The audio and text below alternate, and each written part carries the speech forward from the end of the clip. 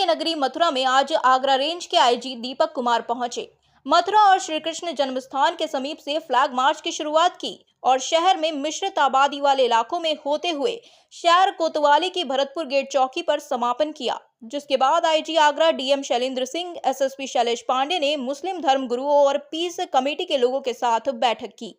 बैठक में आईजी दीपक कुमार ने कहा कि आज मोबाइल पर हम सब उस चीज पर ज्यादा ध्यान देते हैं जिसकी विश्वसनीयता हमको खुद को नहीं है और हम उनको फॉरवर्ड कर देते हैं, जिससे सांप्रदायिक माहौल खराब हो जाता है और जिसकी जिम्मेदारी फॉरवर्ड करने वाले की तय हो जाती है। आईजी आगरा ने सभी धर्मों के लोगों को आश्वस्त किया कि किसी को भी घबराने की जरूरत नहीं है। यदि कोई भी अफवाह की बात आती है तो उसको पुलिस के वरिष्ठ अधिकारियों के संपर्क में लाकर उसको पुष्ट कर सकते हैं। आईजी ने लोगों को भरोसा दिलाया कि कोई भी अफवाह फैलाने का काम करेगा उस पर सख्त से सख्त कार्रवाई अमल में लाई जाएगी।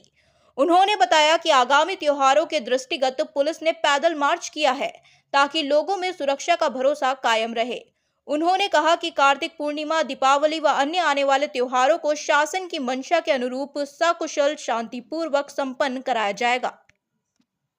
चलिए कमेटी की मीटिंग में भी क्या उद्देश्य, क्या प्लान रहा, क्या कुछ? देखिए, जैसा कि हम लोग सभी जानते हैं कि त्योहारों का सीजन जो है, जो मौसम है वो प्रारंभ हो चुका है और पूरे देश में त्योहार अभी से जो सिलसिला शुरू हुआ है कार्तिक मास की पूर्णिमा तक चलेगा। तो इसी के क्रम में आज ये जो पुराना हमारा क्षेत्र है शहर का, उसमें डी गेट से लेकर के यहाँ तक पुलिस का एक मार्च किया गया और यहाँ पर एक मीटिंग हम लोगों ने की और लोगों से बातचीत की और सभी लोगों से अपील की कि किसी भी तरह की अफवाह पर कोई आदमी ध्यान नहीं दे, कोई भी व्यक्ति किसी तरह के अफवाह पर ध्यान नहीं दे और यदि किसी तरह की कोई अफवाह की चीज आती है तो तत्काल एसएसपी साहब, डीएम साहब को बताएं ताकि हम लोग उस पर तुरंत और त्वरित कार्रवाई कर सकें। और यहाँ के लोगों ने भी, जैसा कि आप सभी जानते हैं कि गंगा जमुनी तहजीब का यह क्षेत्र है, तो हम लोग सब इस बात का हमेशा ध्यान रखते हैं कि अभी तक, आज तक मथुरा शहर में ऐसी कभी कोई घटना नहीं हुई और हमें पूरा विश्वास है कि आगे भी कोई भी इस तरह की यहाँ पर बात हम लोग होने नहीं देंगे। पुलिस पूरी तरह से सतर्क है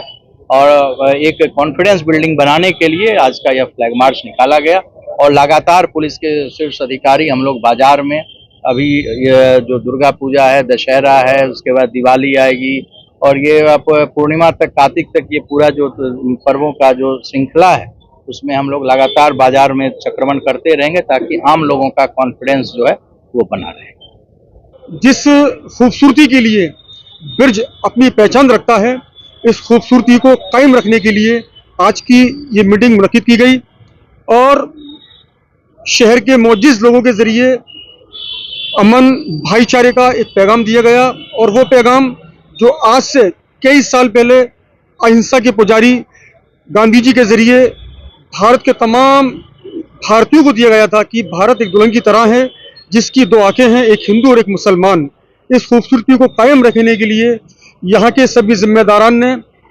ये अहद किया, ये संकल्प लिया कि ब्रिज से हमारा दिली और रूह का रिश्ता है और इस रिश्ते को कायम रखना है, इसको किसी की नज़र न लगे। इसलिए हम लोगों की जिम्मेदारी बनती है कि अपने ब्रिज में, अपने शहर में अमन शांति बनाए रखें और अपनी मस्जिद से, अपनी जगहों से ये मैसेज दें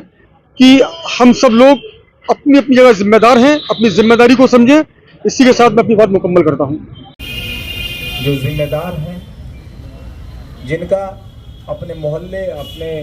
कस्बे, अपने गांव में, आपका भी स्वागत करता हूं और आप सभी उन जिम्मेदार लोगों में हैं बढ़ाया है और चाहे कहीं भी कुछ भी होता रहे, यहाँ के तमाम इस वर्ष या पिछले वर्ष जब से मुझे मालूम नहीं था कि हमारे एसपी सिटी साहब ने, एसएसपी साहब ने मीटिंग बुला रखी है और मैं तो आज इनसे कहा कि थोड़ा डिकेट आते हैं। तो जब मैं आया तो इन्होंने कहा कि सर आज ये तो भरतपुर थोड़ा भ्रमण भी करते हैं और कि आज के ज़माने में जिस चीज़ पर हम लोगों को ध्यान नहीं देना चाहिए उसी चीज़ पर लोग ध्यान देने लगते हैं। जब से ये मोबाइल का युग आया है तो हम लोगों ने पढ़ाई पढ़ना छोड़ दिया, मोबाइल पर देखते हैं कि जो भी झूठ मोबाइल लिखता है उसी पर हम लोग हल्ला करना शुरू करते हैं। ये सिर्फ मथुरा की बात नहीं है, पूरे दुनिया के ये हालात, चाहे वो इजिप्ट हो, चाहे वो साउथ अफ्रीका हो, चाहे वो हिंदुस्तान। और हम लोग सोचते भी नहीं है वही इशू क्या है, किस बात को लेकर के ये हल्ला हो रहा है। पैगाम ही उनका मोहब्बत और त्याग का था, सेक्रीफाइस का था और प्रेम का था। इसके अलावा नबी ने मोहब्बत और प्रेम के अलावा रियाजुद्दीन, अब मैं रियाजुद्दीन भाई से मिलूंगा तो आप हमसे मिलिएगा, क्या बोलिएगा? अस्सलाम वालेकुम। इसका क्या मतलब? कि आप पर शांति बनी रहे। पहली बात ही जो